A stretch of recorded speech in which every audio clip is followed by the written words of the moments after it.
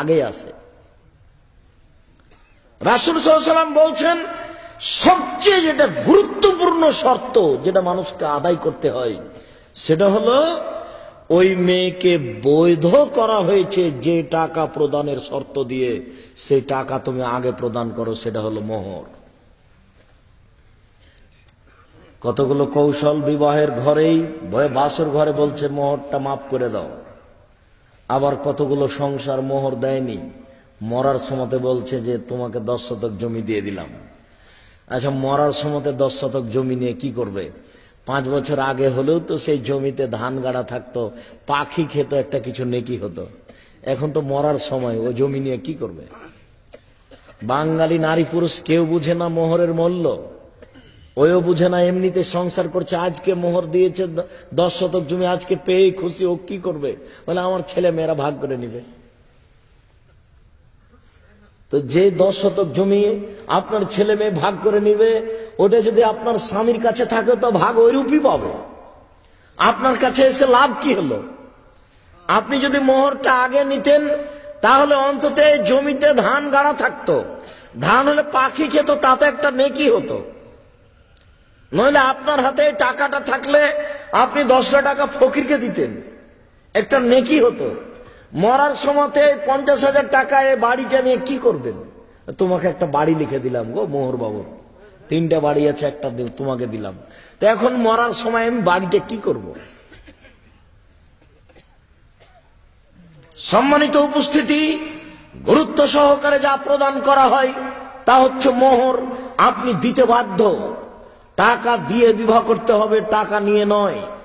এই কারণে আমরা শতদিন বলেছি, ভিক্ষা করা টাকা দিয়ে চাউল কিনে ভাত খেয়ে ইবাদত কবুল হবে।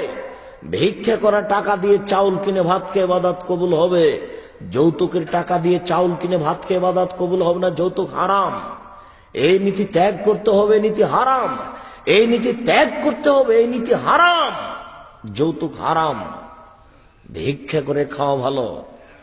কা পুরুষের সন্তান, কা পুরুষ আমি তোমাকে গালি দিনি, তুমি কেন বুঝে নিলে? আব্দুর রাজাক সাহেব আমাদেরকে কা পুরুষ বলে গালি দিল।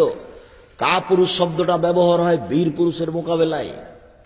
তুমি বীর পুরুষ হতে পারলে না কেন?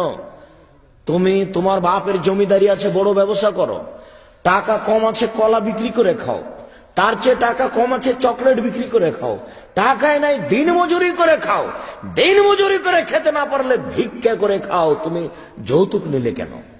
ভিক্ষা দেয় না তোমরা বাপ বেটাকে কেউ? ভিক্ষা পাও না তোমরা?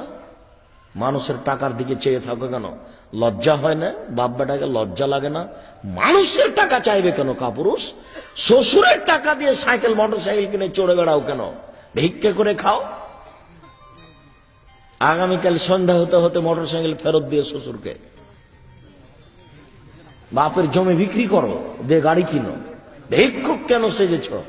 ভিক্ষা করে খেতে চাও কেন? মানুষের মানুষের কাছে হাত পাতো কেন?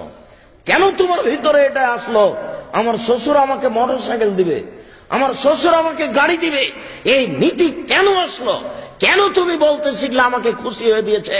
তুমি এই নীতির মুখে লাথি মারো। তুমি বলো আমি বীর পুরুষের সন্তান, বীর পুরুষের টাকার মুখে আমি লাথি মারি। আমি দিন মজুরি করে খাবো, সারাদিন দিন মজুরি করে খেয়ে 200 টাকা পাবো, আমি 150 টাকা খাবো, 50 টাকা রেখে দিব। আমার শ্বশুরকে আমি 300 টাকা দিয়ে একটা লুঙ্গি কিনে বলবো, আব্বাজি আমি এটা আপনার জন্য উপহার নিয়ে এসেছি। আপনার আমি মুখ মোছা রুমাল নিতে রাজি নয়। তুমি মোটর সাইকেল নিয়ে নিজেকে বাহাদুরি দেখাচ্ছ না? তোমার ভিক্ষা করে খাওয়া উচিত ছিল কাপুরুষ। মানুষের জিনিসের দিকে চেয়ে আছো কেন? সম্মানিত